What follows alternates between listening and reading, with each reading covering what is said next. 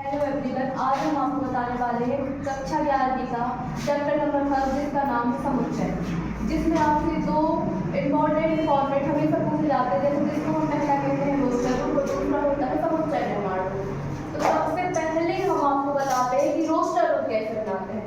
जैसे इसमें एग्जाम्पल आपका जो फर्स्ट है वो क्या है, x² + x - 2 = 0। इसको हमें किस फॉर्म में लिखना है, रोस्टर रूप में लिखना है।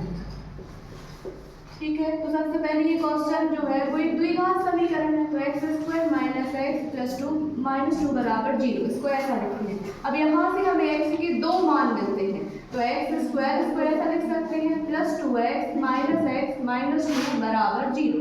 अब इन दोनों में से x कॉमन आ जाएगा, तो ब्रैकेट में बचेगा x + 2, यहाँ से -1 कॉमन आ जाएगा, तो ब्रैकेट में बचेगा x + 2 = 0।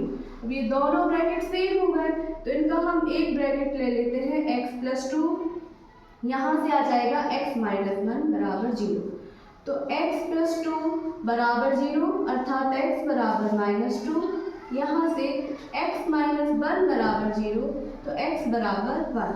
तो यहाँ से हम कह सकते हैं कि समुच्चय का जो रोस्टर रूप हो जाएगा वो क्या हो जाएगा, -2 पर। इसके आगे चलते हैं हम। का पहला क्वेश्चन है, जैसे a = x x एक पूर्णांक है और -3x < 7, मतलब जो x की वैल्यू है वो ऋण 3 से कहाँ तक वैरी कर रही है, 7 तक।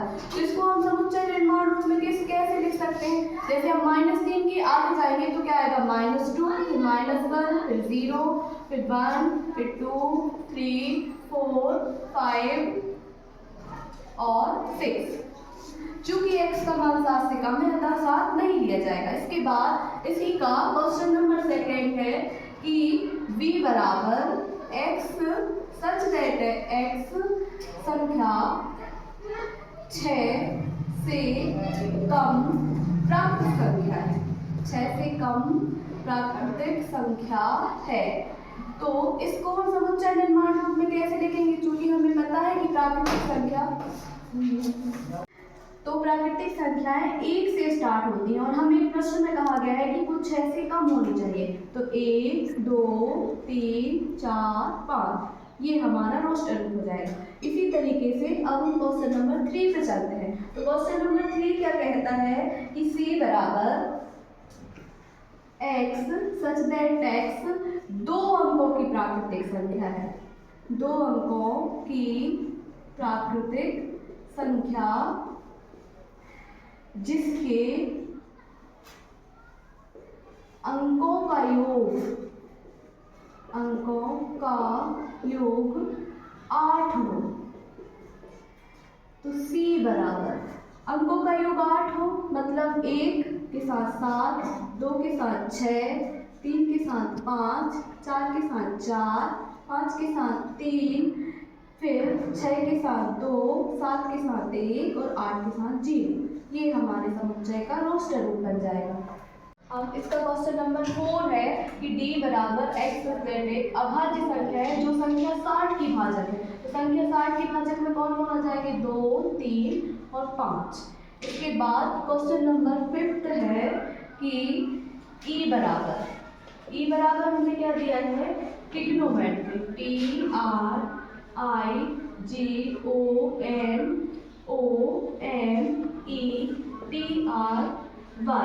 शब्द के सभी अक्षरों का समुच्चय।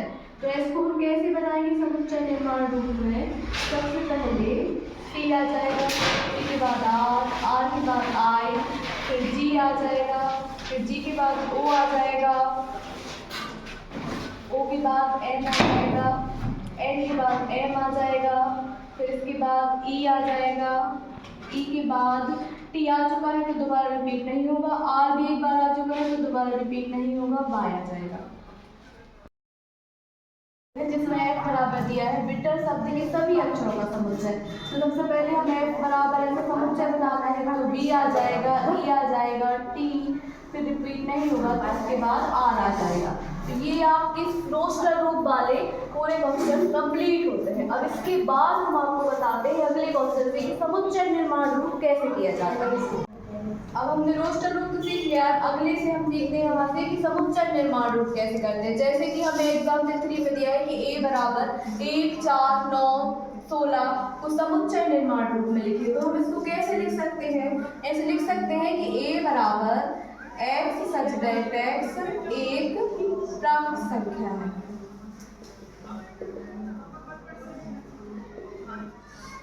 इसके बाद हम इसको इस प्रकार भी लिख सकते हैं कि a बराबर x सच दैट x, जैसे यहाँ दिख रहा है 1 का वर्ग, ये जो 4 है ये 2 का वर्ग है, ये 3 जो है ये 9 का वर्ग है, 16 जो है वो 4 का वर्ग है।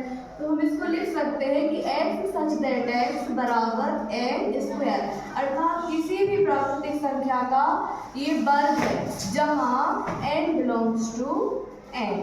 इसके बाद हम आगे एक्सरसाइज के क्वेश्चंस को हल करते हैं।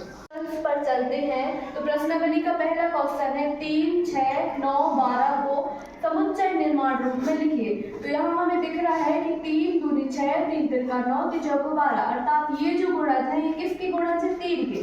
तो हम लिख सकते हैं कि x सच दैट x बराबर 3 है और कितने गुणज तक जा रहा है? ये 4 तक। तो हम कह सकते हैं कि 1 is less than equal and is less than equal to 4। इसके बाद हम प्रश्नावली के क्वेश्चन नंबर 2 को देखते हैं। तो जिसमें दिया गया है 2, 4, 8, 16, 32, इसको हमें समुच्चय निर्माण रूप में लिखना है। तो हम कह सकते हैं कि 2 दूनी 4, दूनी 8, 8 दूनी 16, 16 दूनी 32, मतलब कोई भी संख्या जो है उसका जस्ट यहाँ पे डबल दिखाई दे रहा है। तो हम कैसे लिख सकते हैं?